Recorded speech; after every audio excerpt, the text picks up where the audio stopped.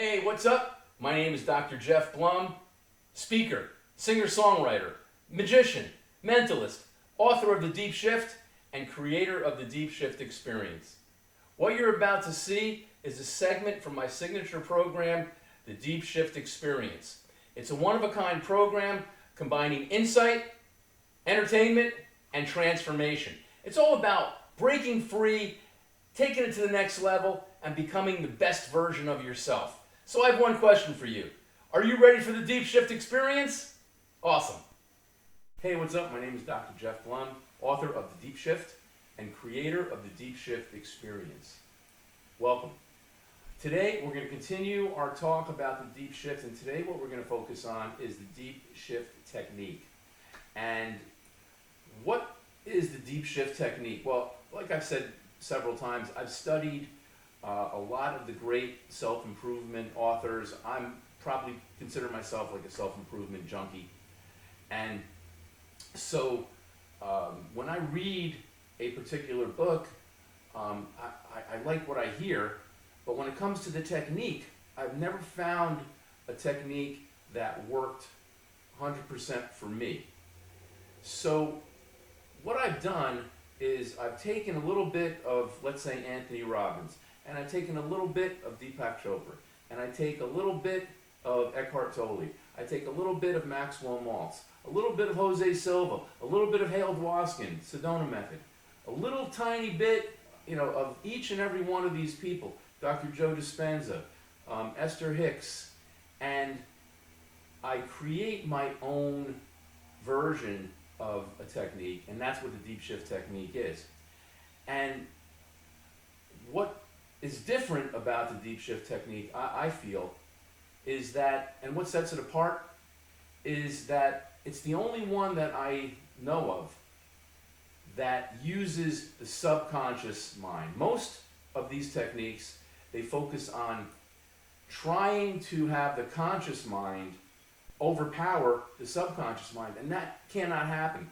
The subconscious mind is so much more powerful than the conscious mind.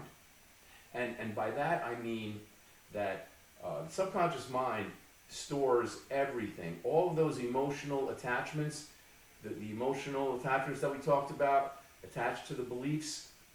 So when it comes to making a decision, we go right to that emotional attachment, and that's located in the subconscious mind. So if you really want to change your beliefs, these are deep-rooted beliefs that are rooted in the subconscious mind. You have to attack it from the subconscious level. And something like an affirmation, you wake up, I am healthy, I am successful, I am happy. These things are nice, they sound good, but they simply don't work because the subconscious mind will just overpower and say, no, you're not. What about the time back there? I have the emotion to prove it. So unless you're attacking it from the emotional level, it's going to be temporary at best. And the same is true of sheer willpower, and the same is true of things like just putting out good vibes, or putting up a vision board or something like that. These are all great ideas, okay? But unless you're eliminating the emotional resistance, these are not going to have the profound effects that you want them to have. Okay. So with the Deep Shift technique, I'm going to show you right now. That's what this video is about. I'm going to show you the technique so that you could understand the power behind it. And the reason I have my guitar is because the Deep Shift technique is something that you could do, for anything. You could apply it to just about anything. It all depends upon how you decide to word the statement that you're going to make. You'll see what I mean about that in a second. But this is just one of billions of things that you could use this for. And I used it to write a song.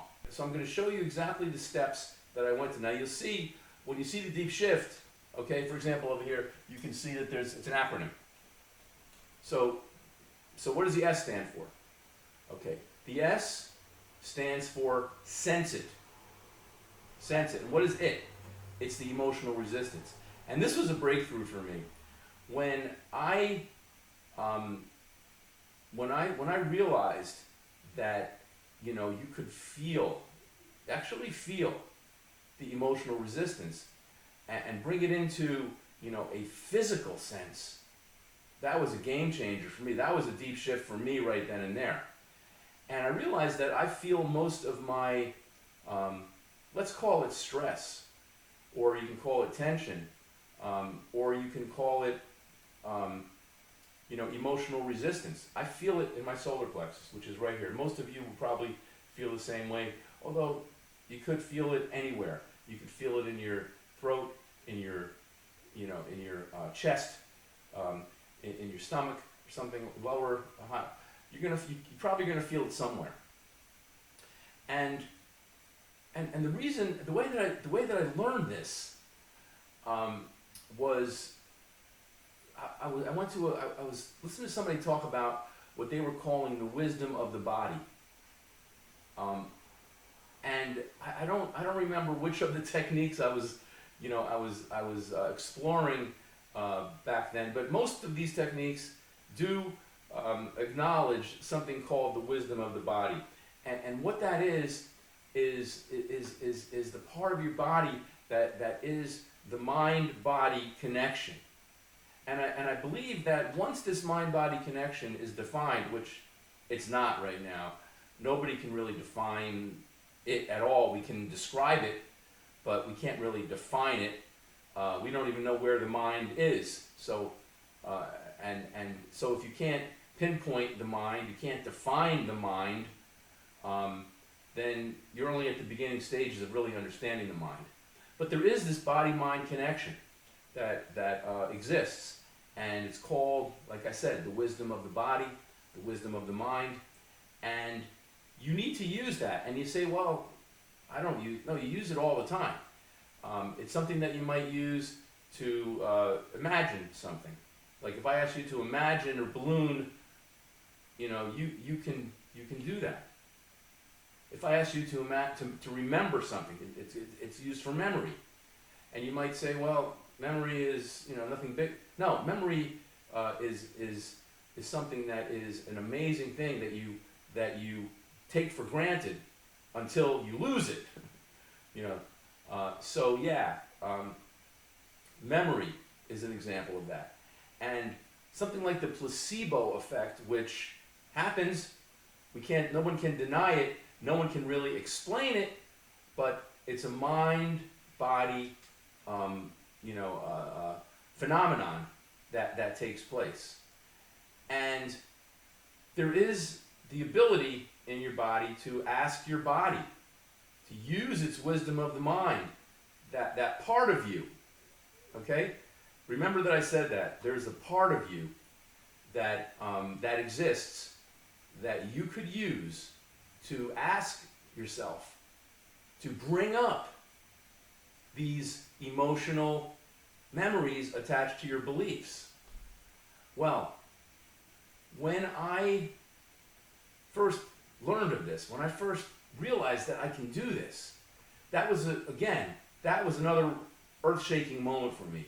Because when I said to myself, I want to bring up the emotions that are preventing me from doing something, then I knew right then and there any emotions that I was feeling were directly related to the emotional resistance that is holding me back. Now, can I use this to remember certain? That's not the point of this. The point of this is not to remember specific situations, because it's not going to be one or two times. It's going to be a combination of the hundreds and thousands of times that you did something that is now causing you resistance to accomplishing that. And the power that I now had to say that, oh my God, I have that emotion right here. Okay. And now comes the H part. And the H part stands for honor it. And what that means is that you honor its existence. You know, some people might be thinking, oh, I don't have any of this and they might deny it, but once you honor it, once you can see that it's there, then you're in control of it. And once you can control it, okay, then you can control your emotional responses to situations that you're in, and begin making that shift to making Jeff 2 choices. So the Jeff 1 choices that I make are based upon my emotional resistance that I currently have. And I'm going to continue making those same choices because the emotional part of me, my subconscious mind, is stronger than my conscious mind, and it makes my decisions for me. So once I can take control of that, I can begin to start making different decisions based upon the removal of this emotional resistance, and start taking Jeff 2 actions that are going to get me where I want to be. And that's part of the I, which is the integration, which is you integrate it and you harness it and you say, this is it right here, I got it, I got you trapped. And I own you, and I see what you're trying to do, but I have bigger and better plans, and I'm going to, for this moment, I'm going to let you go, which is the F part, which stands for free it. And what you do is you just use a form of diaphragmatic breathing that I made a part of this. So it's basically very simple. I feel the emotional resistance. Now I'm going to do a diaphragmatic breath.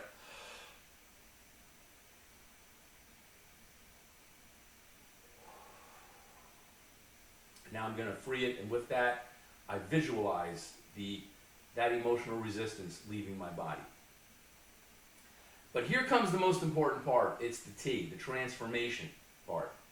And that's when now that you have, removed that emotional resistance, now there's room for a new Jeff 2 belief. And that Jeff 2 belief is that I can write this song. And I'll be able to do it. And that means stepping into a new world, a new person, a new identity. Okay? A Jeff 2, or substitute your name, that stands differently, that breathes differently, that has different facial expression, that that stands more confidently, that has a different sense about them. And then you become that person. And that's the transformation. That's the deep shift. And you might be saying to yourself, well, wait a minute.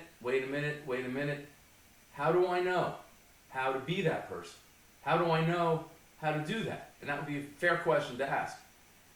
And the answer is, there's the part of you that knows. There's a part of you that knows. There's a part of you. And it's that mind-body. That same part that knows how to bring up that emotional resistance. That same part of you that knows how to imagine a balloon. That knows where you went on vacation 3 years ago. That knows, and can sense, I better not go there. I better go there instead. I better not do that. I better do this instead. It knows, and it guides you. There's that part of you. Okay, so I kind of went into this songwriting thing with an idea that maybe the part of you is going to be the name of the song, okay? And then I sat down with my guitar, just like I'm sitting right now, and I went like this, and I said, very simply, I allow myself to feel the emotional resistance preventing me from writing a song called Part of You right now. And that's all I said. And then as I did it, I focus on my solar plexus, and there it is, it's uneasiness. And I honor it. I say, listen, it's okay. I understand. I've been through a lot. People have, laughed at me when I played guitar sometimes, told me I can't sing this and that. Okay, well, all of that's coming up right now. It's there. Now I'm going to integrate it. I'm going to take it. I got it in one little thing. I got it. Okay, and I'm going to free it. So I just diaphragmatic breathe. Okay, and now shift T into the transformation. And here I am. I'm a different person now. I got a smile on my face, a different smile than I had before, and I'm holding the pick a little bit differently, sitting up a little bit differently, right? Put my fingers on the strings, strumming, and it's all a little differently, as if every note counts.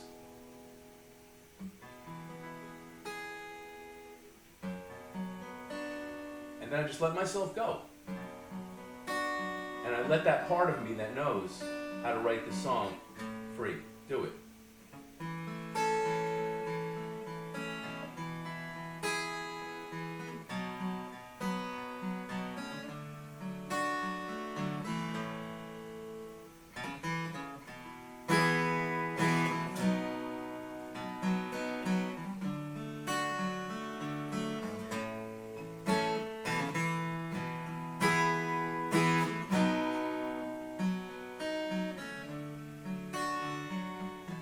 Something like that came out.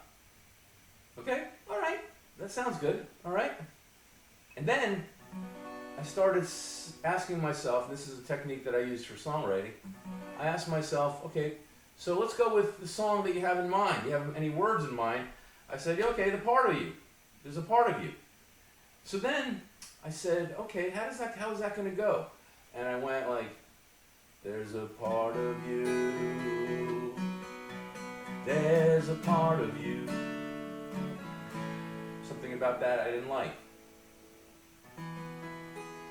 So then I just started, randomly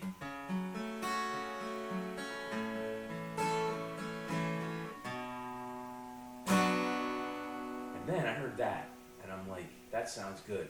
And I just decided that that's the kind of sound that I like right there. It just, no pun intended, it struck me.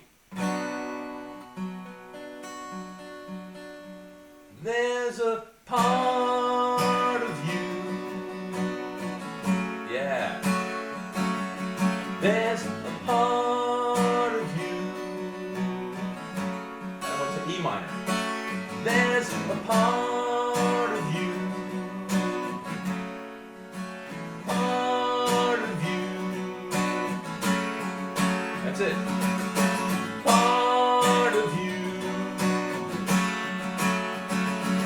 There's a part of you that just knows that this technique, okay, is something that you can use for just about anything. And again,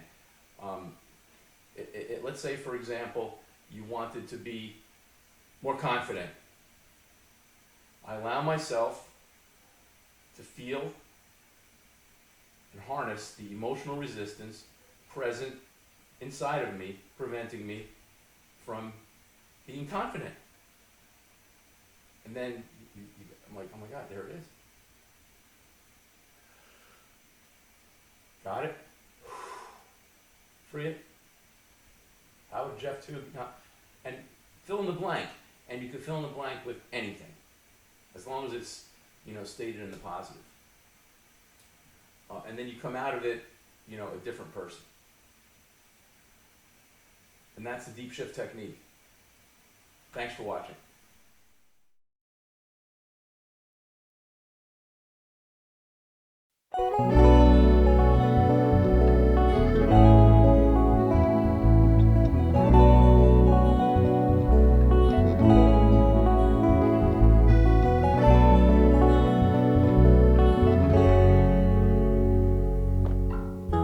Listen to your inner guide, connecting your body and your mind. The answers are there deep down inside, uncovering what you need to find. Face your fears and it will set you free. Step into the person that you need to be. Listen to the wisdom of your mind. It holds the truth that you were meant to find. That's a part of you that takes you into the unknown. Part of you that spins you out of your comfort zone. The part of you that shows you where you need to go. There's the part of you that just knows.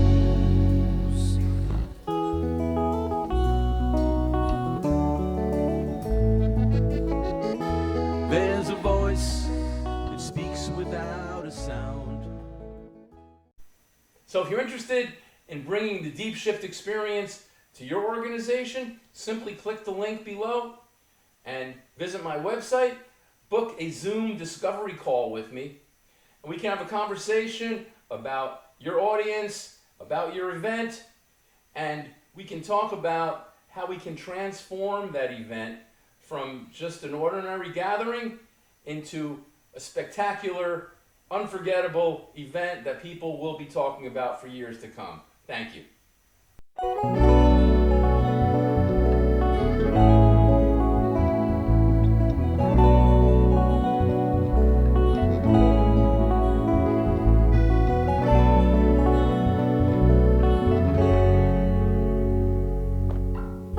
Listen to your inner guide, connecting your body and your mind.